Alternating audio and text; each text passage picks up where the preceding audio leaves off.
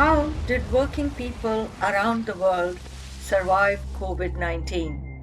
When the pandemic hit their countries, what were their working conditions and wages like? What plans do governments and international organizations have for post COVID 19 economic recovery? Do those plans really benefit working people? Join the conversation in this series on Workers of the World After COVID 19, brought to you by the Law Development and Conflicts Research Group at the University of Westminster. करामत जी और बुशरा जी, thank you very much हमारे साथ आज जुड़ने के लिए और time निकालने के लिए, हमारे साथ बातचीत करने के लिए। पहले मैं शुरू करना चाहती हूँ, आपसे पूछना चाहती हूँ कि किस तरह से पाकिस्तान में कोविड के बाद लॉकडाउन अनाउंस हुआ, किस तरह से लॉकडाउन की रिस्ट्रिक्शंस इम्पोज की गई, कोविड को डील करने के क्या हालात और स्टेटिस्टिक्स रहे हैं पाकिस्तान में? देखिए, कोविड का जो हमारे यहाँ पिछले साल मार्च में सीरियसली टेकअप किया गया था, उससे पहले की जो सिचुएशन थी कि 1988 में हम पाकिस्तान ने IMF के साथ एक स्ट्रक्चर एडजस्टमेंट प्रोग्राम पर साइन किए थे, तो जिसमें जो यूजुअल चीजें होती हैं, प्राइवेटाइजेशन, डीरेगुलेशन वगैरह चीजें थी, तो उससे पहले हम मार्शल लॉ में थे। ज़िया-उल हक का मार्शल लॉ था, तो मार्शल लॉ का जो दौर था 79 से 88 तक था, उसमें बहुत सारी चेंजेस हुई लेबर मार्केट में। इनफॉर्मलाइजेशन को बहुत स्ट्रांगली प्रमोट किया गया, तो यूनियनाइजेशन को कर्ब किया गया, फैक्ट्री इंस्पेक्शन बंद कर दिया गया, तो बहुत ही प्रिकेरियस हालात थे 88 में जब ज़िया-उल हक का जहाज गिरा और हम लोगों की जान छूटी उससे। तो कम ट्रेड यूनियन की जो मेंबरशिप थी वो तकरीबन 40% रिड्यूस हो गई थी इस वक्त, और 70% से ज्यादा वर्कर्स जो थे वो बड़े कारखानों में भी कॉन्ट्रैक्टर्स के थ्रू एम्प्लॉय किए जा रहे थे, तो जॉब सिक्योरिटी वगैरह बहुत कम हो गई थी। फिर अर्ली 90s में बड़े पैमाने पे प्राइवेटाइजेशन हुई। हमारा एक बड़ा पब्लिक सेक्टर था, वो तकरीबन सारा का सारा जो था वो प्राइवेटाइज कर दिया गया, और अनएम्प्लॉयमेंट बढ़ी उस दौरान। तो उस सारे सूरत हाल में जब ये कोविड से पहले थे, तो कोई 2% वर्कर्स जो थे वो ट्रेड यूनियन में ऑर्गेनाइज थे, और 77% वर्कर्स जो थे वो इनफॉर्मल सेक्टर में या इनफॉर्मलाइज कंडीशन में काम कर रहे थे। तो बहुत ही प्रिकेरियस सिचुएशन थी जब ये कोविड का आया। कोविड के दौरान जो लॉकडाउन शुरू हुए, तो वो काफी उसमें वेरिएशन थी, कहीं पार्शियल हो रहे थे, कहीं कंप्लीट हो रहे थे, और जो टेक्सटाइल गारमेंट सेक्टर है उसको बंद किया गया था कुछ वक्त के लिए। पाकिस्तान में एज सच जो है वो कोई लॉ नहीं बना था कोविड के हवाले से, लेकिन ये सिंध प्रोविंस जहां हम बैठे हैं अभी, वहां एक लॉ बनाया गया था, तो कोविड रिलीफ एक्ट के नाम से, जिसमें ये पाबंदी थी कि रिट्रेंचमेंट नहीं करेंगे, लोगों को जो है वो डिसमिस नहीं किया जाएगा जॉब से, और अगर वो सनद चल नहीं रही है तो लोगों को, वर्कर्स को तनख्वाह दी जाएगी उस पीरियड में, और फिर चाहे उसको जो है वो लीव पर समझा जाए, लेकिन तनख्वाह दी जाएगी। लेकिन उस पर जो है वो एक्चुअल इम्प्लीमेंटेशन उनका नहीं हो सका, क्योंकि इंस्पेक्शन सिस्टम हमारा बिल्कुल कोलैप्स हो चुका था, और कोविड के दौरान अक्सर जो गवर्नमेंट ऑफिस थे उसमें लोग आ नहीं रहे थे, कहीं 50% आ रहे थे, तो कंप्लेंट सिस्टम बहुत वीक था, اور جیسے میں نے کہا کہ 1% سے زیادہ ورکر یونینائز نہیں تھے تو یونین کے بغیر لوگوں کا اپنی کمپلینٹس لے جانا بھی مشکل ہو جاتا ہے.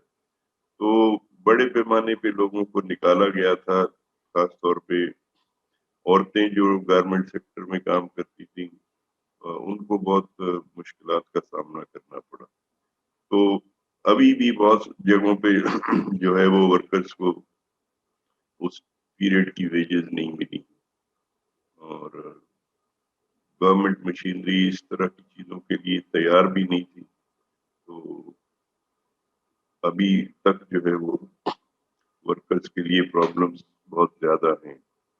اور اب پھر پاکستان میں اب جو ہو رہی ہے یہ کووڈ کی, اسپیشلی وہ جو ملک سے باہر لوگ کام کرتے ہیں, جب وہ واپس آئے تو کوئی پراپر ارینجمنٹس نہیں تھے ان کو چیک کرنے کے, کوارنٹین کرنے کے. تو پنجاب پروونس میں بہت زیادہ بڑھ گیا ہے. ابھی اگر آپ لاہور جیسے شہر کو دیکھیں, میرے خیال میں دہلی میں بھی یہی حال ہے. تو کوئی پازیٹیوٹی ریٹ جو ہے وہ تقریباً 15% ہو گیا لاہور میں. اسلام آباد میں بھی 12-13% ہے. تو کافی بڑے پیمانے پہ یہ پھیل رہا ہے. ابھی دوبارہ سے اسٹرکٹ لاک ڈاؤن کی بات ہو رہی ہے, اسکول بھی بند ہے. تو سچویشن جو ہے وہ خرابی کی طرف جا رہی ہے ابھی. تو یہ بڑھ رہا ہے. تو اس کے لیے ہماری جو اسٹیٹ مشینری ہے وہ ابھی تک پراپرلی وہ تیار نہیں. تو بہت ساری چیزیں ہونے کی ضرورت ہے. تو اور ان دنوں میں جو ہے وہ کوئی ورکرز کو اب اکٹھے ہونا بھی مشکل ہوتا ہے. تو نئی یونینیں بن نہیں سکتی ہیں, جو پرانی یونین ہے ان کی بھی فنکشننگ جو بہت ریسٹرکٹ ہو گئی ہے. تو یہ سارے فیکٹر ملا کے ورکرز کے لیے صورتحال بہت پریکیریس ہے. نہیں, میں کہہ رہا ہوں کہ یہ سچویشن ہے ایسی, اور جو ہماری گورنمنٹ ہیں پروونشل ہوں یا فیڈرل ہوں ان کی کیپیسٹی بڑی ویک ہے اس طرح کی چیزوں کو ڈیل کرنے. تو ابھی بھی یہ جو ویکسین وغیرہ شروع ہوئی ہے تو بہت کم لوگوں کو ویکسین لگی ہے. چائنا سے کچھ ملی تھی ہمیں, اب ہو رہا ہے کہ شاید انڈیا سے امپورٹ ہو. جو آکسفورڈ والی ویکسین ہے وہ انڈیا میں پروڈیوس ہونا شروع ہو گئی ہے. تو ہوپ فلی بڑے تعداد, لیکن ابھی تو ہمارے جو فرنٹ لائن جو ہیلتھ ورکرز ہیں ان کی بھی ویکسینیشن بہت کم ہوئی, اور کافی کیجویلٹیز ہوئی ہیں ڈاکٹرز کی, پیرامیڈیکل اسٹاف کی پورے ملک میں. تو quite a precarious situation. تو اور آپ کو کیا لگتا ہے کہ گورنمنٹ کی کیا ولنگنیس ہے اس سچویشن کو ڈیل کرنے کے لیے؟ مطلب کیا وہ لیبرز کی ورکنگ کنڈیشن کو اگر چاہیں بھی تو وہ امپروو کرنا چاہتے ہیں؟ کوئی میجرز انہوں نے لیے ہوں اس دوران جو ورکرز کی کنڈیشن کو امپروو کرنے کے لیے, جیسا آپ کہہ رہے تھے منیمم ویجز وغیرہ سپورٹ کے لیے, تو کیا ولنگنیس بھی ہے گورنمنٹ میں؟ دیکھیں, جیسی ہماری اکانومی ہے جو بیسکلی لیبر سرپلس اکانومی ہے, تو کوئی کسی کو زیادہ, چاہے وہ فیکٹری اونرز ہوں یا گورنمنٹ ہو, ان کو یہ پرواہ نہیں ہے کہ جو ورکر کام کر رہا ہے ان کی ہیلتھ پہ جو ہے وہ کوئی اسپینڈنگ ہو تاکہ وہ صحت مند ہوں.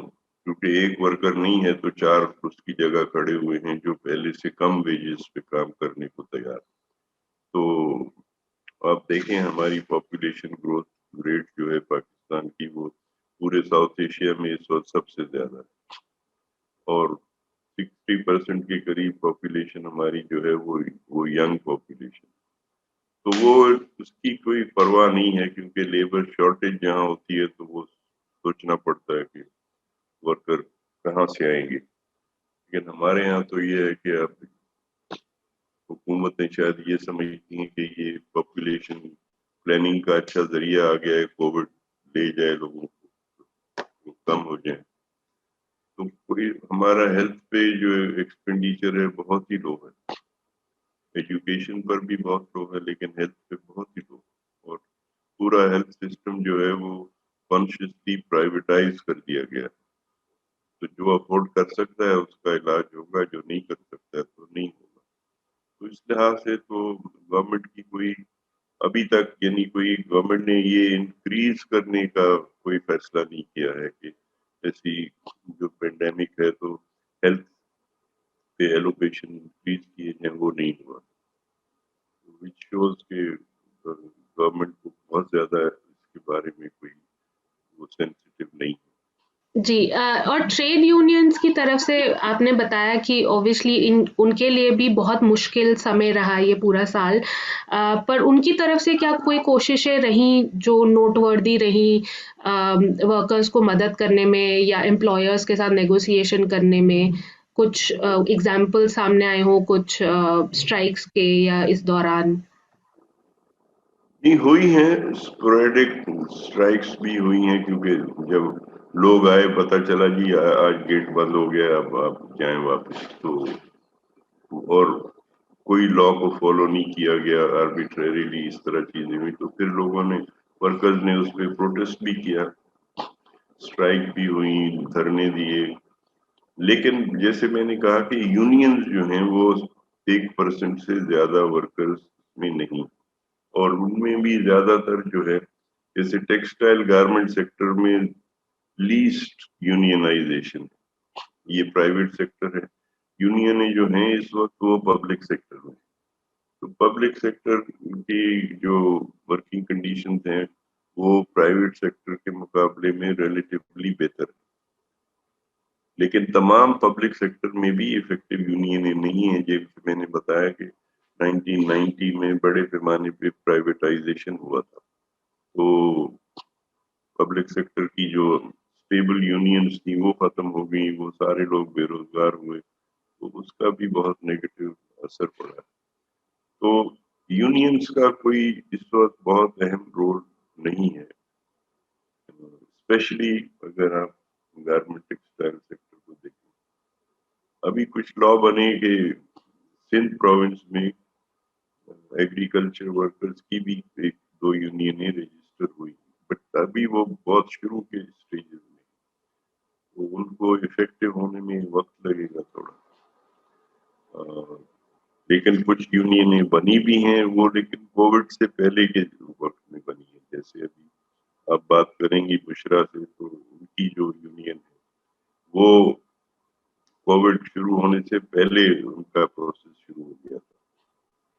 تو لیکن اوور آل جو سینیریو ہے وہ بہت انکریجنگ نہیں ہے یونینائزیشن کے حوالے سے. تو کورونا کے سمے میں لیڈی ہیلتھ ورکرز کی ذمہ داریاں بہت زیادہ بڑھی ہوں گی, اور تھوڑا ہم آپ سے جاننا چاہتے ہیں as lady health worker Covid سے پہلے اور کووڈ کے دوران گورنمنٹ کا کیا رسپانس تھا, آپ کے سیکٹر میں کس طرح کے بدلاؤ آئے اس ٹائم پہ, اور پہلے بھی آپ کی ورکنگ کنڈیشنز کی کیا حالات تھے, اور کورونا کے ٹائم پہ بھی وہ کیسے بدلے؟ جی بہت شکریہ. دراصل کرونا سے پہلے جو حالات تھے وہ جیسے ہم نے 2008 میں تحریک شروع کی اور ہم کانٹیکٹ پہ تھے اور ہم لوگوں کو ریگولر کیا گیا. ہماری آئی ڈی اوپن ہونے کا پروسیس جو ہے وہ تقریباً کمپلیٹ ہونے والا تھا. تو 2018 میں جو ہے ہم نے اپنی یونین کا کرامت صاحب کی مہربانی سے اور فرحت پروین کی مہربانی سے جو ہے وہ باقاعدہ اس کا پروسیس اور یہ جتنے بھی اس کی ڈاکومنٹری تھی وہ ساری ہم لوگوں نے بنا کے تو وہ ہم نے لیبر کورٹ میں جمع کر دی. اور اسی دوران ہماری بھی یونین شکر الحمدللہ جنوری میں جو ہے وہ تک کمپلیٹ ہو گئی تھی. تو اچانک سے جب پتہ تو چلا تھا میرے خیال میں سپٹمبر سے ہی یہ افواہیں آنا شروع ہو گئی تھی, اور جنوری میں جو ہے وہ باقاعدہ اس پہ عمل درآمد ہونا شروع ہو گیا تھا. کچھ ہماری سچویشن بہت بہتر ہو رہی تھی اور ہو بھی گئی تھی, مگر کووڈ-9 کے آنے کے بعد جو ہے شاید میں تو یہ سمجھ رہی ہوں کہ گورنمنٹ کو شاید کوئی موقع چاہیے تھا کہ وہ کچھ اپنی مرضی سے این جی اوز نئی تشکیل دیں لیں باہر سے جو فنڈ وغیرہ کی عادت پڑی ہوئی ہے وہ لیں. تو وہ تو انہوں نے کیا جو کیا, انہوں نے ہمارے پروگرام کا ستیہ ناش کر دیا, جس کی وجہ سے کل 8 تاریخ کو ہمارا سی ایم ہاؤس پہ دھرنا بھی تھا. انہوں نے ہمارے جو پروگرام تھا اتنا بہترین اس کا بیسک ڈیزائن تھا صوبے لیول پہ نا, وہ انہوں نے اس 3 مہینے جس میں سب کو پابند کر دیا گیا کہ سب لوگ گھروں میں بیٹھے ہوں, تو سب لوگ پابند ہو گئے اور ہمارے سمیت, کیونکہ وہ ایک جنرل نوٹیفکیشن تھا, مگر ہمارے اوپر بڑا پریشر تھا کہ آپ نکلیں, آپ لوگوں کی طرف جائیں. تو میں نے پھر بات کی سیکرٹری صاحب سے بھی کی, ڈی جی صاحب سے بھی کی, اور اپنے پروونشل کوآرڈینیٹر صاحب سے بھی کی. میں نے کہا سر یہ ایک گورنمنٹ کا نوٹیفکیشن نکلا ہوا ہے کہ ہر بندہ جو ہے وہ باہر نہ نکلے, رش نہ ہو یا گھروں میں جانا بند کریں. تو آپ جو ہمیں پریشرائز کر رہے ہیں, ہم جو جائیں گے لوگوں کے گھر میں, تو بجائے اس چیز کو روکنے کے ہم تو سورس بن جائیں گے کرونا پھیلانے کا. اگر کرونا کا پھیلانے کا سسٹم یہی ہے تو, اور لوگ ہمیں کیسے گھر چھوڑیں گے؟ ظاہر ہے اتنی میڈیا میں چل رہا ہے اور اتنی اس کی دہشت پھیلائی گئی ہے, تو مگر اس پہ بھی بڑا انہوں نے کہا کہ نہیں آپ لوگوں کو نکلنا ہے. تو بھائی آپ ہمیں نہ سینیٹائزر دے رہے ہیں, نہ ماسک دے رہے ہیں, نہ کوئی اور ایسا سیکیورٹی کا لباس دے رہے ہیں, تو ہم کیسے جائیں؟ چلے وہ 2-3 مہینے اسی لڑائی میں گزر گئے. پھر ہمیں اچانک سے خبر پڑی کہ جی ہمارا جو بیسک ڈیزائن ہے لیڈی ہیلتھ ورکر پروگرام کا 1994 سے لے کے 2018 تک, اس میں تبدیلیاں جو ہیں وہ آ گئی ہیں. جب ہم نے دیکھا تو اس میں جو ہماری لیڈی ہیلتھ سپروائزر کی پروموشن کی سیٹیں تھیں, جس میں ایک اے ڈی سی کی سیٹ تھی, اس کو کریٹ کرنے کے بجائے انہوں نے اس کو ختم کر دیا. ہم نے 10 سال کی اسٹرگل سے بڑی مشکل سے کسی اسٹیج پہ پہنچے تھے. اب ہم چاہ رہے تھے اس چیز کو بہتر کرنا تھا, بجائے بہتر کرنے کے. اور ہم لوگ خوش ہوئے تھے کہ میڈم عذرا پیٹھو منسٹر لیڈیز ہے, ہماری بات سنیں گی اور یہ, مگر اس نے تو بیڑا غرق کر دیا سارے پروگراموں کا. دیکھیں باہر کے ملک کی اسٹریٹجی پاکستان پہ جب اپلائی کریں نا, تو پاکستان کی سچویشن دیکھ کے کریں. ہم دوسروں کی ریس کرتے ہیں, یعنی دوسرا جو کر رہا ہوتا ہے اس کو اپنے اوپر بغیر اس کے نتائج کے, بغیر اس کی اسٹریٹجی بنانے کے, بغیر مشاورت کے ہم وہ اسٹریٹجی اپنا لیتے ہیں. جی ڈیولیشن کر دے, ڈسٹرکٹ لیول پہ بھیج دیں.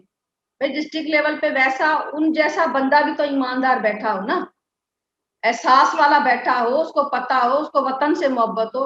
وہ تو قائد اعظم کے, وہ جس پہ قائد اعظم چھپا ہوتا ہے نا, ایک پیپر ہے ایک, اس سے محبت ہے. اور انہوں نے بیڑا غرق کر دیا ہمارے پروگرام کا. اور نئی این جی اوز آ گئی, نئی این جی اوز آ گئی جو ہم سے کووڈ-19 کے سلسلے میں کام لے رہی ہیں, سیشن کروا رہی. اب ہم ڈاکٹر نہیں ہیں. آپ دیکھیں سیلاب میں ہم لوگوں نے ڈلیوریاں بھی کروائی, لوگوں کے بی پی بھی ہم لوگوں نے مینٹین کیے, ان کی شوگر مینٹین کی, ان کو ذہنی جو اذیت تھی اس کو ہم نے کاؤنسلنگ کر کے مینٹین کیا, کیونکہ وہ ایک خدائی عذاب تھا. مگر ہمیں ممانعت ہے کہ ہم ڈلیوری نہیں کروا سکتے. ٹھیک ہے, انجیکشن 1998 میں جو انجیکشن ٹی ٹی ویکسین کی ہمیں پرمیشن ملی تھی, جس کا پروجیکٹ میں نے ہی پائلٹ کیا تھا اپنے جیکاباد تحصیل ٹھل میں. تو اب آپ دیکھیں بجائے ہمیں پروموٹ کرنے کے, بجائے ہم سے ہمارے پروگرام کو پروموٹ کرنے کے, اس میں فیسلٹیاں لانے کے, اس کو کرنے کے, انہوں نے کووڈ کی جو ویکسین ہے ہم سے کروانی شروع کر دی. آپ دیکھیں نا کہ گورنمنٹ کتنی سیریس ہے اور کتنی سنجیدہ ہے, کتنی ریسپانسبلٹی رکھ رہی ہے. اب ایک ڈاکٹر جو ہے اس کو لا کر, جو نئے ڈاکٹر لڑکے لڑکیاں, ان کو لا کر جہاں ہمیں بیٹھنا تھا وہاں ان کو بٹھا دیا. ان کو کووڈ-19 ویکسین کرنی تھی, وہ ہم سے کروا لی. وہ ہم لوگ کر رہے ہیں جا کے, ٹیسٹیں جو ہیں وہ کووڈ-19 ہم لوگ کر رہے ہیں. بھائی آخر ہم لوگ جو ہیں وہ کیا کریں؟ ہم ایک فیلڈ کی ماں اور بچے کی سے جو بنیادی جو ایک ہوتا ہے نا فرسٹ ایڈ, اس کے لیے ہم رکھے گئے تھے. مگر ان کا بس نہیں چلتا, یہ تو ساری ہاسپٹلس بھی ہم سے چلوائیں, اور جو ڈاکٹر ہیں وہ سارے فارغ بیٹھے رہے. اب بھی آپ جائیں, میں خود اپنی آنکھوں سے دیکھی ایک حقیقت بتا رہی ہوں. میں والد صاحب ٹھیک نہیں تھے, میں گئی کووڈ-19 کے اس میں بھی جانے کا اتفاق ہوا, تو سارے ڈاکٹریاں بیٹھی ہوئی ہیں بڑے مزے سے. हर कोई मोबाइल में लगा हुआ है, बेड इतने, वेंटिलेटर सब पड़ा हुआ है मगर खाली पड़ा। अगर कोई बदनसीब आ भी जाता है तो उसको हाथ नहीं लगाती, ना डॉक्टर ना डॉक्टरानियां, वो नर्स या स्टाफ नर्स देख ले या दाई देख ले, कोई देख ले, यानी अछूत है। अगर और लोग आपको पता है मर रहे हो रहे थे, बुखार हो रहा था, कुछ हो रहा था, इनके पास नहीं जाते थे। वो कौन अपनी गली की कोई छोटी सी अताई डॉक्टर के पास जाके वो ठीक होके आ जाते थे। मगर कोरोना के दरमियान इन हॉस्पिटल्स में बहुत लोगों पे जुल्म किए गए। उनको उन्होंने अछूत की बीमारी नहीं होती उस तरह उनको ट्रीट किया है, जिसने नहीं मरना था वो भी मारा गया, लाशें गुम कर दी गई। ये इंसानियत तो नहीं थी। अब ये एक देखें बीमारी है ना, उसको आप बीमारी की तरह ट्रीट करें, बीमारी की तरह ट्रीट करें। हमारी गवर्नमेंट बिल्कुल सीरियस नहीं है, कोई जिम्मेदारी नहीं है। इनको मौका मिला है कि ये फंड लें, ये जो हैं ये चंदे लें और ये अपनी जेबें भरें, अपने अकाउंट भरें। और ये जो प्रोग्राम हमारी मैडम अजरा ने मर्ज करके 8 प्रोग्राम इतने अच्छे चल रहे थे, अभी बड़ी मुश्किल से किसी सीधी लाइन पे और बाकायदा जो इंडिकेटर हम लोग अचीव करके दे रहे थे वो सारे बेड़ा गर्क कर दिया। अब आप देखें 26 साल उस प्रोग्राम में जो बंदा काम कर रहा है उसको निकाल के आप नए बंदे को ले आएंगे और इतनी क्राइसिस के माहौल में, तो उसका तो बेड़ा गर्क होगा। उल्टा हम डिस्टर्ब हो गए, जहनी भी डिस्टर्ब हो गए। तो समझ नहीं आती इनकी स्ट्रेटजी जब ये बनाते हैं, तो जिनके लिए स्ट्रेटजी बनाई जाती है, मैं तो कहूंगी कि ये एक कानून पास होना चाहिए कि जिस एम्प्लॉय के लिए, जिस इदारे के लिए आप लोग कानून बनाते हैं, उस इदारे के फील्ड के लोगों को भी उसमें शामिल किया जाए। क्योंकि एक एसी के कमरे में वेल सेटेड ऑफिस में बैठा बंदे का दिमाग और फील्ड में जून जुलाई जैसी और जनवरी जैसी सर्दी, दिसंबर जनवरी जैसी सर्दी में वो जो फील्ड में बंदा काम करता है, उसके तजर्बे, उसके जहन, उसकी सोच में बड़ा फर्क होता है। तो उस बंदे को वहां बिठाना चाहिए, ठीक है। और इसके दौरान जो है देखे, लोगों ने अपने बच्चे बेचने के लिए सड़कों पे आ गए और बर्तन बेचे लोगों ने, अच्छे जो लोग थे उन लोगों ने जो है वो मांगना शुरू कर दिया। तो गवर्नमेंट जो है उसने बजाय कुछ सहूलियात करने के, यानी कुछ गवर्नमेंट को करना था, सहूलत पैदा करनी थी, उन्होंने स्ट्रेटजी बनानी थी आवाम को कैसे फैसिलिटी दी जाए। उसके बजाय इन्होंने सोचा कि कैसे पैसा लिया जाए, कहाँ छुपाया जाए और परसेंटेज जो है वो कैसे ली जाए। आप देखें जो शादी हाल बंद हुए, जो ट्रांसपोर्ट बंद हुआ, जो स्कूल, सबसे पैसा लिया गया खोलने की शरायत में। ये कहाँ की तमीज है, ये कहाँ की इंसानियत है? तो ये जुल्म है। अब मुझे समझ नहीं आता, रमजान आता है तो इन गवर्नमेंट के हाथ में है कि भाई कोविड-19 आ गया, बंद कर दो, जलसे जुलूस निकालने हैं, कोविड-19 है ही नहीं, पता नहीं कहाँ गुम हो गई। यानी ये आम आवाम भी समझती है कि ये सारी प्रोपोगंडा है, प्लानिंग है ये सारी। फिर ये क्या प्लानिंग है ये तो अल्लाह भी जानता है, आवाम भी सब जानती है, ये सारी प्लानिंग है। और जो है हम जो मुल्क है उनको डैमेज करने के लिए, जो तरक्की पा रहे थे मुल्क उनको डैमेज करने के लिए है। आवाम जो है इस चीज पे सोचना चाहिए आवाम को, और आवाम को पता है। अब एक गधेगार जो डेली वेज कमाने वाला बंदा है वो कहाँ जाए, उसके लिए तो कुछ गवर्नमेंट ने नहीं किया। लोगों को उल्टा कंपनियों वालों ने, फैक्ट्रियों वालों ने, जो मालकान थे उन्होंने निकाल बाहर फेंका। तो ये तो जुल्म है। तो गवर्नमेंट ने तो उनको, मैं नहीं समझती कि गवर्नमेंट ने किसी को एक महीने का राशन दिया। 12,000 जो दिए गए वो, उसमें बहुत अच्छी बात हुई कि लोगों को मिले, गरीबों को मिले। अगर किसी गरीब को किसी ने हज पे भेज दिया चंदा करके, तो भाई उसका पासपोर्ट है वो बाहर गया है हज पे, तो उसको तो नहीं मिला। थोड़ा आप अपने नजरिए से बताएंगे कि लेडी हेल्थ वर्कर्स का कम्युनिटी में प्रेजेंस होना क्यों जरूरी है? जी हाँ, बिल्कुल होना जरूरी था, होना हमारा बहुत जरूरी था। हमने सोशल मीडिया के जरिए, टेलीविजन के जरिए लोगों को अवेयर किया, क्योंकि हमारे पास उनके कांटेक्ट नंबर भी होते हैं। हमने पैगाम रसाई भी की। होना इसलिए जरूरी था कि लोग हम पे एतबार करते हैं, लोगों को हम जो फैसिलिटी के बारे में इंफॉर्मेशन देते हैं वो बिल्कुल सच्ची होती है, कोई उसमें झूठ हम लोग नहीं बोलते। تو لوگوں کا اعتماد تھا ہم پہ, تو لوگوں کو یہ چیز بتانی بہت ضروری تھی کہ وہ اپنا ماسک استعمال کرے, ہاتھوں کی صفائی رکھے, جو کہ آلریڈی ہم کرتے آ رہے تھے.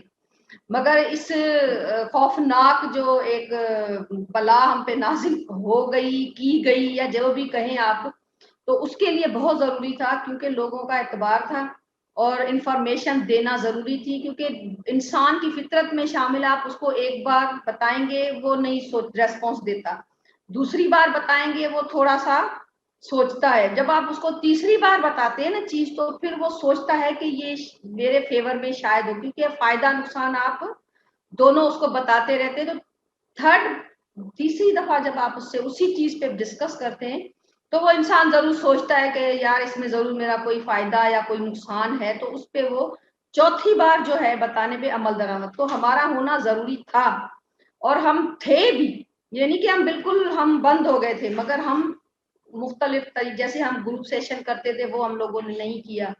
ہم دروازے کے باہر کھڑے ہو کے بھی ہم نے باہر کھڑے ہو کے بھی لوگوں کو جو ہے وہ چیزیں بتلائیں, اور میڈیا کے تھرو بہت لوگوں کو پتا چلا.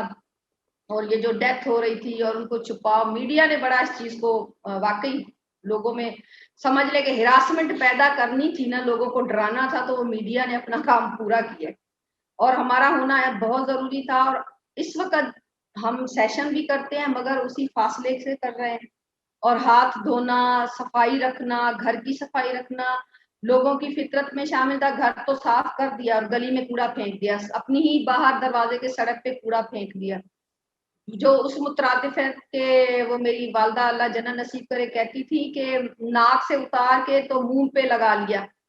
تو یعنی گھر کا کچرا اگر گلی میں پھینکتے ہیں تو ظاہر ہے بیماری تو بیماری ہے. تو وہ, اور اس دوران آپ دیکھیں کہ سب کورونا میں لگ گئے اور دوسری بیماریوں نے شدت لے لی. اب دیکھیں ٹی بی بھی تو خطرناک بیماری ہے, ڈائریا خطرناک بیماری ہے, ARI جو خطرناک بیماری ہے ہمارے نزلہ زکام کھانسی کی. تو جب موسم چینج ہوتا ہے نا, تو گورنمنٹ کو اس چینجنگ کے دوران جو چیزیں کرنی ہوتی ہیں وہ گورنمنٹ نہیں کرتی. سب سے بڑی گورنمنٹ کی ذمہ داری ہے صفائی. میں سمجھتی عوام کو خود اب بولنا ہے, اب عوام کو خود نکلنا ہوگا. بہت ظلم برداشت کر لیا, یہ چند لوگ جو کرسیوں پہ بیٹھے ہیں نا, ان کو ایک عادت پڑ گئی ہے کہ انہوں نے بس کمانا ہے اور اس کے اوپر بیاج بھی لینا ہے عوام سے, یعنی ذلیل کرنا ہے اس عوام کو. تو جب تک عوام خود نہیں بولے گی تو ان کا حکمران بھی کچھ نہیں ان کے لیے کرے گا. تو اس دوران کیا لیڈی ہیلتھ ورکرز نے کسی طرح کے ڈیمونسٹریشن یا پروٹیسٹ بھی کیے؟ جو ہے وہ لیڈی ہیلتھ ورکر جو ہے وہ ٹنڈو محمد خان میں ڈیتھ کر گئی. شائستہ بھٹی, وہ کس طرح ڈیتھ کر گئی, میڈم عذرا پیچوو نے کوئی NGOز نئی لانچ کر لی اچانک سے طبی, تو وہ وہاں کام ان کو اینڈرائڈ دیے گئے. اب آپ دیکھیں اینڈرائڈ کوئی عام بندہ استعمال نہیں کر سکتا, اور اس میں بڑا سافٹ ویئر مشکل اور اتنے کھلے سوال. اب ہم کوئی فارن کنٹری میں تو نہیں رہتے نا کہ آپ اتنے کھلے ڈلے سوال کر رہے ہیں کہ بھائی بیوی آدمی کا جو بستر پہ سونا ہوتا ہے اس کے بارے میں سوال ہے, لڑکی ان میرڈ ہے اس کے مینسز کے بارے میں سوال ہے. یہ تو کہیں کی تمیز نہیں ہے نا. اور ورکر جا کے پوچھے اور وہ موبائل اس کے منہ پہ لگایا ہوا ہے, تو وہ اس سے وہ لڑکیاں پریشان ہو گئی. اب لڑکیوں نے کہا کہ ہم کام کرنے سے انکار نہیں کر رہے, مگر لوگ جو ہیں وہ تو ہمارے اوپر لعنت ملامت شروع کر دی کہ آپ کیسی عورتیں بن رہی ہیں, کیوں یہ سوالات کیے جا رہے ہیں. تو وہ NGOز کے لڑکے لڑکیاں جو ہیں وہ اتنی بدتمیزی لوگوں کے سامنے, ہماری ایک ریسپیکٹ بنی ہوئی ہے کیونکہ ہم لوگوں کے لیے ہم نے کام کیا ہے, ان کی راہیں ہموار کی ہیں, ان کی زندگیاں بچائی ہیں, ان کو مفلوج ہونے سے بچایا. وہاں ان کی انسلٹ کرو, اتنا اس کو ہراساں کیا ہے. ہم نے جا کے میں نے میری جنرل سیکرٹری فرحت سلطان نے جا کے وہاں میٹنگز کی ہیں, ان کو سمجھایا ہے. اس پہ ہمارے PC نے بھی ان سے بات کی ہے. جب انہوں نے اچھا وہ لڑکی اسٹریس اتنا ہوا کہ اس کی ڈیتھ ہو گئی شائستہ بھٹی کی. اس کی لڑکیوں نے احتجاج کیا. اس پہ میڈم عذرا کو جب پتا چلا 1 مہینے تو ٹاپ آیا اس کا رزلٹ. جب انہوں نے احتجاج کیا لڑکیوں نے کہ ڈیتھ ہو گئی ہے ایک, بجائے اس کے کوئی سپورٹ کرنے کے, بجائے ان کو موٹیویٹ کرنے کے, میڈم عذرا نے کہا کہ جب رزلٹ 0 آیا تو میڈم عذرا کہ ان 5-6 لڑکیوں کو آپ ٹرمینیٹ کر دیں. اور ہمارے سیکرٹری ہیلتھ صاحب جو ہیں کاظم جتوئی صاحب, وہ گئے ہیں ان کو ٹرمینیٹ کرنے. मुझे पता चला, मैंने अपने पीसी साहब को कहा, मैंने कहा सर ये तो कहीं का इंसानियत नहीं है, एक लड़की डेथ कर गई है इस तिब्बी एनजीओ की वजह से। डॉक्टर ने कहा इसको स्ट्रेस हुआ, इसको बड़ा टॉर्चर किया गया, हिरासा किया गया, इसकी बेइज्जती इतनी फील्ड में की गई, लड़की रो रो के जो है उसको उसकी डेथ हो गई है, तो आप इनको टर्मिनेट नहीं कर सकते। बहरहाल उन्होंने टर्मिनेट नहीं किया, फिर उन्होंने मसले मसाइल सुने ना उनके। और हमारी कराची में भी कोरोना की बीमारी में काम करते हुए LHW और लेडी हेल्थ सुपरवाइजर की भी डेथ हो गई है, मगर हमारे अफसरान, मैडम अजरा, मिनिस्टर से किसी को कुछ पता नहीं है कि उनके वारसान के लिए भी कुछ करना है, उनको फौती कोटा देनी है या उनका कुछ करना है, नहीं कोई पता नहीं, बस इनको ये काम करे। कायदे आजम ने ये नहीं, कायदे आजम ने अगर कहा था ना काम काम काम, तो उसका कुछ और मकसद था। इनका मकसद है काम काम और दाम, यानी काम काम तो हम करें, दाम ये लें। तो ये इसी वजह से कल बेजार होके हम लोगों ने, पूरे सिंध से लोग आए थे और हम लोगों ने धरना दिया कि भाई एक तो हमारा बेसिक डिजाइन वापस करें, हमें सूबे लेवल पे वापस किया जाए जिस तरह हम थे, क्योंकि हमें सुप्रीम कोर्ट ने रेगुलर करवाया था। इन लोगों में इतनी हिम्मत, इतनी इंसानियत और कानून आइन पे अमल दरामद करने का कोई इनके पास वो है ही नहीं, इनको पता ही नहीं।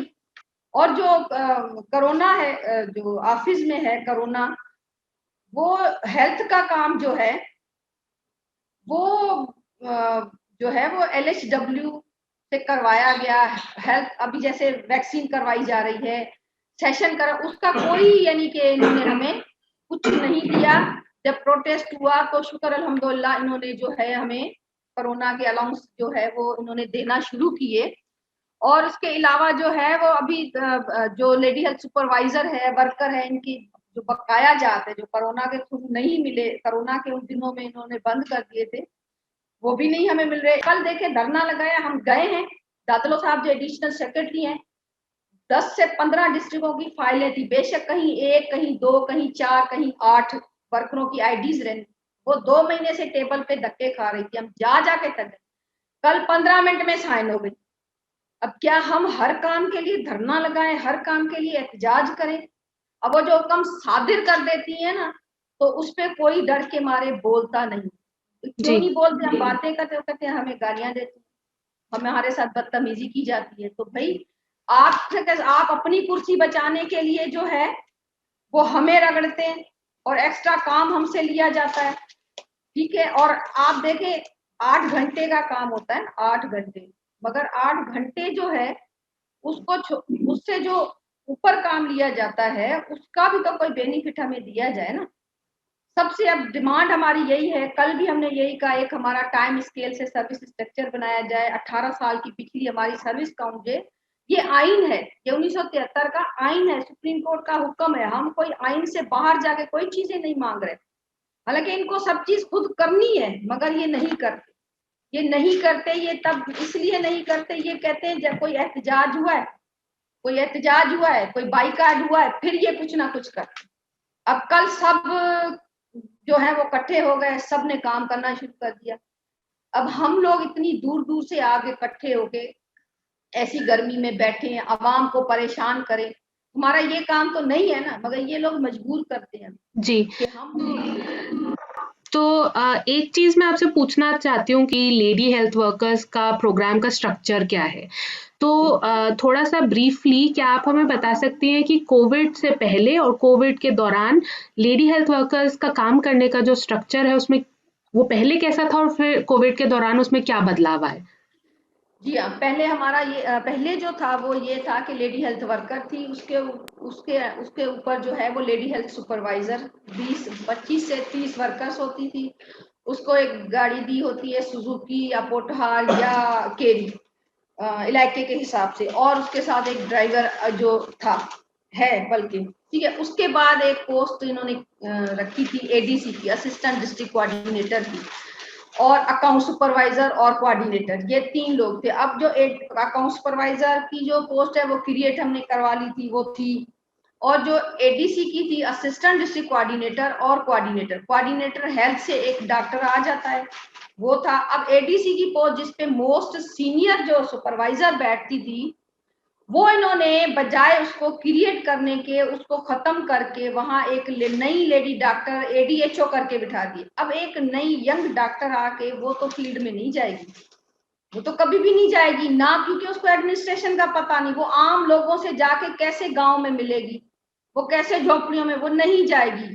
تو ایک سپروائزر جو تھی اس کو پورے پروگرام کا تجربہ تھا اور ہے, وہ اس پہ کام کر رہی تھی, ایکسٹرا چارج تھی اس کے پاس, اس پوسٹ کو ہم کہہ رہے تھے کریٹ کریں, انہوں نے وہ ختم کر دی. پھر انہوں نے جو ہمارا پروونس کا آفس تھا وہ ختم کر دیا. اب اس میں ہمارے جو فیلڈ پروگرام آفیسر تھے وہ ضلعوں میں آتے تھے, DHO سے بیٹھ کے ہمارے مسئلے مسائل حل کرتے تھے. اب DHO تو اکیلا ہو گیا نا, وہ تو اب بادشاہ بن گیا ہے, اس کو کوئی پوچھنے والا نہیں, سارا پیٹرول, مینٹیننس بل, جتنی بھی چیزیں ہماری وہ نکال کے کھا جاتا ہے. یعنی وہ کہتے ہیں نا جھاڑو پھینکتا ہے مگر اوپر سے پوچا بھی پھیر دیتا ہے, یعنی 1 روپیہ نہیں چھوڑتا. جب سے یہ چیز ہوئی ہے ہم نے نہ پیٹرول دیکھا ہے, نہ گاڑی کی مینٹیننس دیکھی ہے, نہ ریپیئر ہے, کچھ بھی نہیں. آفس کا خرچہ تک, ایک جو وائٹ پیپر ہوتا ہے نا آفس کے استعمال کے لیے, وہ بھی نہیں ہمیں اپنی بجٹ میں سے ہم لوگ لے سکتے. بڑی مشکل سے آفس ہم نے لی تھی, صوبہ یا دفتر لیا تھا کہ صوبے سے اگر ڈسٹرکٹ سے مسئلے حل نہیں ہوتے تو صوبے والے آ کے ان سے پوچھتے تھے اور مسئلہ حل کرتے تھے. اب وہ انہوں نے ختم کر دیا. اب جب صوبے سے کوئی بندہ مانیٹرنگ ہی نہیں کرے گا, کوئی پوچھنے والا ہی نہیں ہوگا, ہم کس کو کہیں کہ ہماری داد رسی کریں. اگر ہمارے پروگرام کا جیسے پاپولیشن کا ایک باقاعدہ صوبے پہ منسٹر الگ ہے, ان کی آفس الگ ہے, ان کے ڈسٹرکٹ میں اپنے اپنے پروجیکٹ کوآرڈینیٹر الگ ہیں, ان کو DDO پاور ہے. ہم چاہ رہے ہیں کہ اس طرح ہمارا پروگرام تھا, اس پروگرام واپس ہونا چاہیے. آپ پرائیویٹ اسکولوں کا حشر دیکھیں اور سرکاری اسکولوں کا حشر دیکھیں. بھائی سرکار نااہل اگر مان رہی ہے, سرکار یا تو مانے میں نااہل تو ساری سرکاری ادارے بند کر کے سب پرائیویٹائزیشن کر دینا, تو پھر ان کی کیا ضرورت ہے. یہ بھی سب جا کے گھر بیٹھے نا, لاکھوں لاکھوں روپے ان کی پیول ہوتا ہے, لاکھوں روپے ان کی تنخواہیں, بڑی بڑی گاڑیاں ہیں, بڑے بڑے بنگلے, بڑی عیاشیاں ہیں, جہازوں کی ٹکٹ ہے, باہر ملکوں کے ٹور ہے. کیوں؟ ہمارے ٹیکس سے ہے نا ان کو ہمارے لیے اسٹریٹجی بنانی نظر آتی ہے. آخر ہم لوگ بھی تو بیزار ہو گئے ہیں نا. اب محنت کر کے ہم لوگ ریگولر ہے سپریم کورٹ سے, اب انہوں نے وہ ادارے ہمارے اندر ڈال کے ہمیں ان کے اندر مرج کر کے ان کو ریگولر کر دیا, کیونکہ ان سے ان کو بڑا فائدہ تھا, بڑی ان کو کمیشنیں ملتی ہیں ان سے. لیڈی ہیلتھ ورکر جب سے محترمہ کی ڈیتھ ہوئی ہے بے نظیر بھٹو صاحبہ کی, تو لیڈی ہیلتھ ورکر پروگرام تو لاوارث ہے. اور بلاول بھٹو صاحب دیکھ کر یہ تو کہہ دیتا ہے ماں کی سالگرہ پہ, جب میں لیڈی ہیلتھ ورکر دیکھتا ہوں تو مجھے اپنی ماں یاد آتی ہے. بھئی آپ کی پھپھو نے اس ماں کے خواب کو نست و نابود کر دیا ہے, برباد کر دیا, اور یہ سارا کچھ ہم نے اپنی محنت سے کیا تھا. محترمہ نے پروگرام شروع کیا, ہم نے انڈیکیٹر اچیو کر کے دیے. 2008 میں یہ پروگرام بند کر رہے تھے, اس کو ہماری یونین نے, ہم لوگوں نے اس میں جان ڈالی, روح پھونکی, اس کو ہم نے ریگولر کروایا, اس کو زندہ رکھا ہے. جی بشرا جی, دھنیہ واد ہمارے ساتھ جڑنے کے لیے, اور بہت بہت تھینک یو کہ آپ نے ٹائم نکالا اور ہمارے سوالوں کا جواب دیا. آپ کے حساب سے اکنامک ریکوری پلانز گورنمنٹ کے کیا رہیں گے, اس کا ورکرز پہ کیا امپیکٹ رہے گا, ٹریڈ یونینز پہ کیا امپیکٹ رہے گا؟ دیکھیں, جیسے میں نے پہلے کہا کہ اس وقت جو سب سے بڑا ایشو ہے اکانومی کے حوالے سے وہ یہ ہے کہ ہم نے جو IMF کے ساتھ پروگرام تھے اور جو ہماری حکومت لون لے رہی تھی, اس میں پچھلے جو 2.5 سال اس حکومت کے گزرے ہیں, وہ لون لینے کی جو والیوم ہے وہ بہت بڑھ گیا. اور اس وقت اس سال میں شاید جو ہمارا لا بھی ہے کہ 55% سے زیادہ GDP کا لون نہیں ہونا چاہیے, لیکن ابھی یہ 80% سے اوپر ہو چکا ہے, اور شاید اس سال میں 90% تک چلا جائے گا. تو جو سب سے بڑا ہیڈ ہے ہمارے بجٹ میں وہ ڈیٹ سروسنگ کا ہے. پہلے وہ ہمارا ڈیفنس ہوتا تھا, اب ڈیٹ سروسنگ. تو اگر یہی اکنامک پالیسی رہے گی تو ورکرز کے لیے کوئی اچھی چیز نہیں ہونے والی. جو ریفارمز ہونے کی ضرورت ہے وہ نہیں ہو رہی ہیں. ہماری جو اسٹیٹ ہے وہ بہت مہنگی اسٹیٹ ہے, بہت زیادہ خرچ ہوتا ہے اسٹیٹ چلانے میں. اس میں کوئی کمی نہیں ہو رہی. کمی اگر ہو رہی ہے تو جو ہیلتھ پر, ایجوکیشن پر, جو ویلفیئر پر جو اسپینڈنگ ہے وہ مسلسل کم ہو رہی. تو ابھی جو کووڈ کے درمیان ایک چیز جو سامنے آئی کہ پراپر ایک یونیورسل سوشل سیکورٹی سسٹم اگر نہیں ہوگا تو ورکرز کی جو پریکیریس سچویشن ہے وہ اور زیادہ بگڑے گی.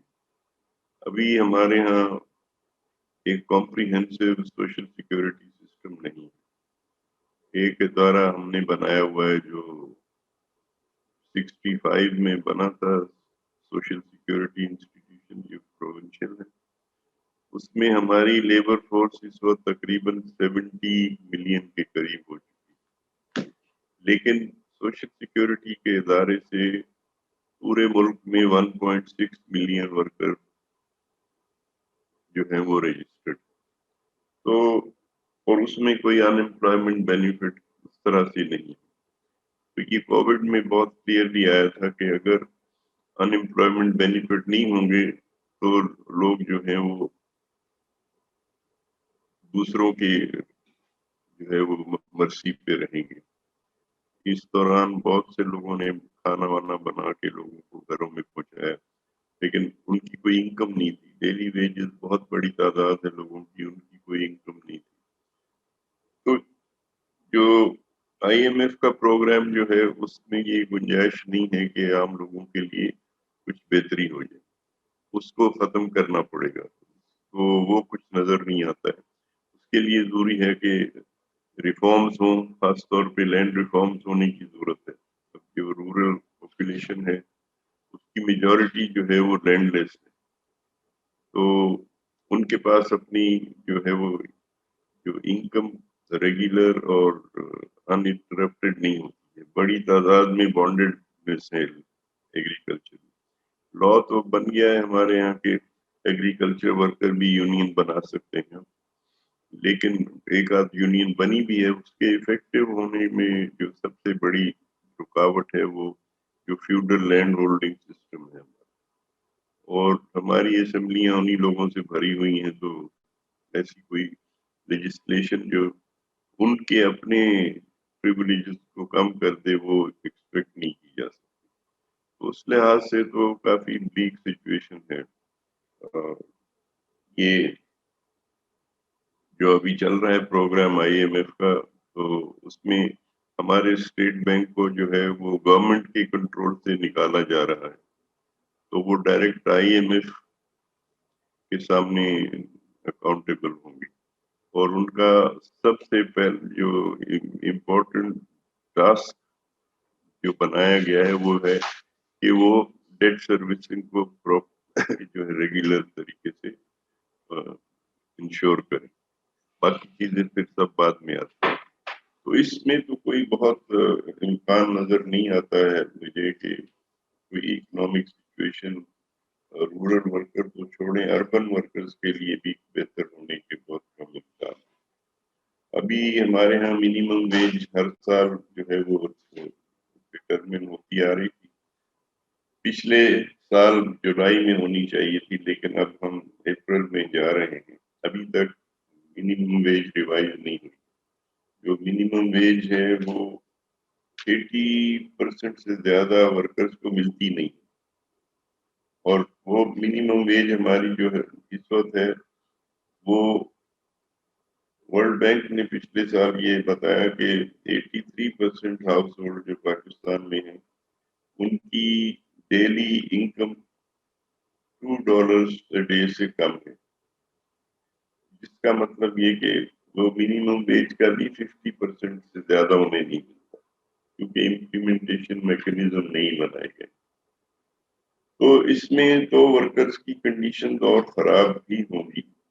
अनलेस के बड़े पैमाने पे यूनियनाइजेशन हो जाए तो हमारे लॉ में यूनियनाइजेशन की बहुत रिस्ट्रिक्ट की हुई है कि आप एक एंटरप्राइज में बनाएं। ये अभी जो इनकी यूनियन रजिस्टर हो गई, वो भी जो पिछले लेबर कॉन्फ्रेंस हुई थी उसमें ये आया था कि भाई लोगों को यूनियन बनाने की ज्यादा फैसिलिटी होनी चाहिए, और ये हम लोगों ने मतलब धक्का लगा के करा ली, वरना एक पूरे प्रोविंस में एक यूनियन नहीं बनती। तो अगर यूनियंस नहीं बनेगी तो वर्कर्स, क्योंकि या तो स्टेट करती है कि लेजिस्लेशन के थ्रू जो इनकम से उनको बढ़ाने का काम करे, सोशल सिक्योरिटी के नेटवर्क को जो है एक्सपेंड करे, वो जब नहीं है तो फिर वर्कर्स कलेक्टिव बार्गेनिंग के थ्रू अपनी इनकम्स को बढ़ा सकते हैं। तो वो कलेक्टिव बार्गेनिंग जो है अभी पिछले दिनों यहाँ बहुत अरसे के बाद कुछ बेसिक इंफॉर्मेशन लेबर के हवाले से एक छोटी सी बुकलेट छपी, तो उसमें ये बताया गया कि पूरे मुल्क में कोई अबाउट 7,500 यूनियन रजिस्टर्ड है, लेकिन कलेक्टिव बार्गेनिंग यूनियन जो है वो सिर्फ 1,300 वर्क प्लेसेस में। तो इस यानी उससे आपको अंदाजा हो सकता है कि कितनी लिमिटेड है कलेक्टिव बार्गेनिंग। और फिर ये 7,500 यूनियनें अगर सिर्फ 1,300 इदारों में हैं तो मल्टीप्लिसिटी ऑफ यूनियंस है, तो वो वर्कर्स को डिवाइड करके रखती है। तो कलेक्टिव बार्गेनिंग यूनियन हो भी तो वो उसकी बार्गेनिंग पावर बहुत रिड्यूस हो जाती है। तो इस सिनेरियो में ये भी मुमकिन नहीं नजर आता है कि यूनियन का जो है वो ग्रोथ होगी और कलेक्टिव बार्गेनिंग ज्यादा जगह होगा, ऐसा नहीं। तो स्टेट की जिम्मेदारी है कि वो इन चीजों को प्रॉपरली, जो इन्फ्लेशन रेट वगैरह है, जो बेसिक नीड्स हैं, प्राइस कंट्रोल करे, और वो उसके हिसाब से मिनिमम वेज को इंक्रीज होना चाहिए और उसकी इम्प्लीमेंटेशन मैकेनिज्म होनी चाहिए। अभी एक लॉ सिंध प्रोविंस में बना है फॉर रूरल विमेन वर्कर्स, लेकिन ये कि वो विमेन वर्कर्स कैसे इकट्ठी होके और उसको हासिल कर सकती हैं जब तक कि उनकी यूनियन ना।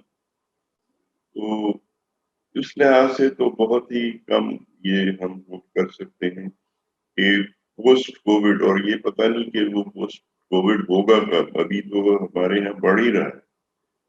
तो उस सूरत में जो है वो तो आम वर्कर्स के, स्पेशली ये जो टेक्सटाइल गारमेंट सेक्टर है, और ये ध्यान में रखना जरूरी है कि 45% से ज्यादा जो मैन्युफैक्चरिंग में वर्कर्स हैं वो इस सेक्टर में। तो मतलब कोई 115 मिलियन से ज्यादा वर्कर हैं। और अगर आप पूरे सप्लाई चेन को ले लें जिसमें और मेजॉरिटी उसमें औरतें काम करती हैं जो कॉटन पिकिंग वगैरह में, तो उनके तो बहुत ही जो है खराब हालात। तो ये सेक्टर ग्रोथ भी इसी में ज्यादा होगी क्योंकि हम कॉटन प्रोड्यूसिंग कंट्री है, तो और कॉटन हमारी सबसे बड़ी एक्सपोर्ट की कमोडिटी भी है। तो एम्प्लॉयमेंट भी यहाँ बढ़ेगी, लेकिन लगता ये है कि यहाँ वेजेस और जो बेसिक राइट्स हैं उनमें कमी आएगी, क्योंकि जो इस तरह के हालात हैं तो मजबूर होंगे कि जो भी उनको मिल जाए उस पर काम करें। तो अनलेस के भाई जो स्टेट है वो जो पाकिस्तान को जीएसटी प्लस मिला हुआ है यूरोपियन यूनियन से, जिसमें आईएलओ के 10 कोर कन्वेंशन जो है वो शामिल है कि उन पर वो रेटिफाई किए हुए हैं पाकिस्तान में। फिर जो यूएन के कोवेनेंट्स हैं इकोनॉमिक, सोशल, पॉलिटिकल राइट्स के, वो भी उसमें है। नॉन डिस्क्रिमिनेशन के जो कन्वेंशन है वो भी है। एनवायरनमेंट के बारे में जो कन्वेंशन, लेकिन उन सब पर अगर वो एक ایکچولی ان کا امپلیمنٹیشن ہو جائے تو پھر ورکرز کو فائدہ ہو سکتا ہے. ابھی 2014 سے یہ GST پلس کا اسٹیٹس ملا ہے, تو اس میں اگر یونینائزیشن کو دیکھیں تو کنونشن جو ہے ہم نے ریٹیفائی کیا ہوا ہے, لیکن یونینائزیشن بڑی نہیں ہے, کم ہوئی. تو اس کا مطلب وہ جو امپلیمنٹیشن ہے وہ نہیں ہے. تو اس پورے کانٹیکسٹ میں جو ہے انلیس بہت بیسک چینجز ہوں, ریفارمز ہوں, اکنامک, سوشل, پولیٹیکل, اور امپلیمنٹیشن انشور کیا جائے جو انٹرنیشنل کنونشنز اور کووننٹس ہیں, تو ورکرز کے حالات اسپیشلی کاٹن, ٹیکسٹائل اور ایگریکلچر میں بہتر ہونے کی کوئی ہوپ زیادہ نہیں. دھنیہ واد کرامت جی ہمارے ساتھ جڑنے کے لیے اور اپنا ٹائم دینے کے لیے ہمارے پروجیکٹ کے لیے. شکریہ. Thank you very much. G.